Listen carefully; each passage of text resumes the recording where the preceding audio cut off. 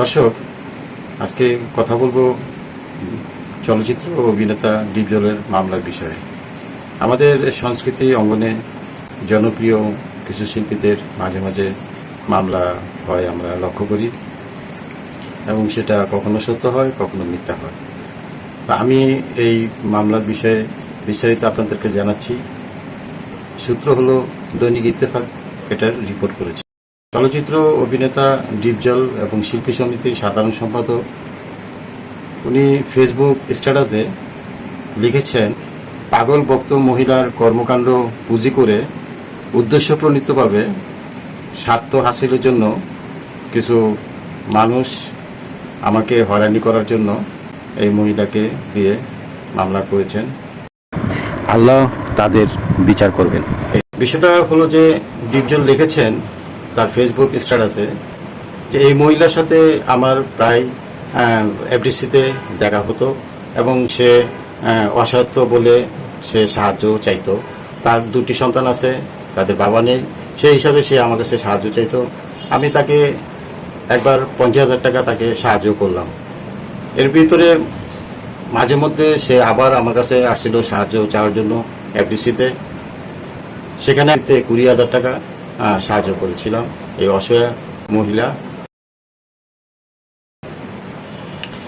তো তার এই বক্তব্য, মামলার বক্তব্য অনুযায়ী যে এই মহিলা আমার এবং আমার সাথে আরেকজন যে ছিল তাকে নিয়ে যে মামলা করেছে এসিটিক এবং মারধরে, সে বিষয়ে তার বক্তব্যতে সে প্রকাশ করলো যে 2 তারিখে, জুন মাসের 2 তারিখে 2025 সালে আমি হাটে ছিলাম, সেখানে তার সাথে আমার দেখা হয়েছে।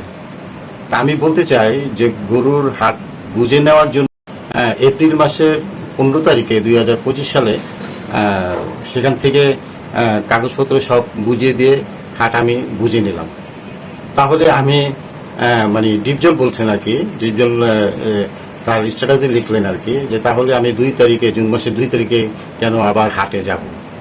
তো বিষয়টা হলো যে এই মহিলা জুন মাসের 2 তারিখে যখন হাটে গেল, সেখানে সে কি করলো, কিভাবে সে চলাফেরা করলো, সবকিছু কিন্তু আপনার সিসি ফুটেজ যাচাই বাছাই করলে।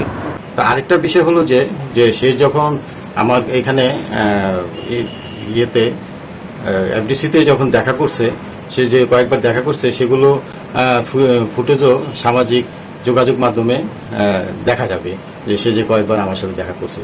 তা আসলে আমার বিরুদ্ধে মানে ডিপজল সাহেব বললেন যে আমাকে নিয়ে যে মিথ্যাচার করা হয়েছে, যে মিথ্যা মামলা দেওয়া হয়েছে, তা আমি আদালতের প্রতি সম্মান রেখেই বলতে চাই, এটা একটা সুষ্ঠু তদন্ত করেন, এবং সুষ্ঠু তদন্ত করার পরে পিছনে যারা আছে তাদেরকে শাস্তি দেওয়ার ব্যবস্থা নেওয়ার জন্য। তো ডিপজলের এই স্ট্যাটাসে যেরকম আমরা পরিষ্কার, আমি এসব মিথ্যা অভিযোগ এবং মিথ্যা মামলার তীব্র নিন্দা ও প্রতিবাদ জানাচ্ছি। দর্শক, আমার এই চ্যানেলটি আপনাদের ভালো লাগলে সাবস্ক্রাইব করবেন। আল্লাহ।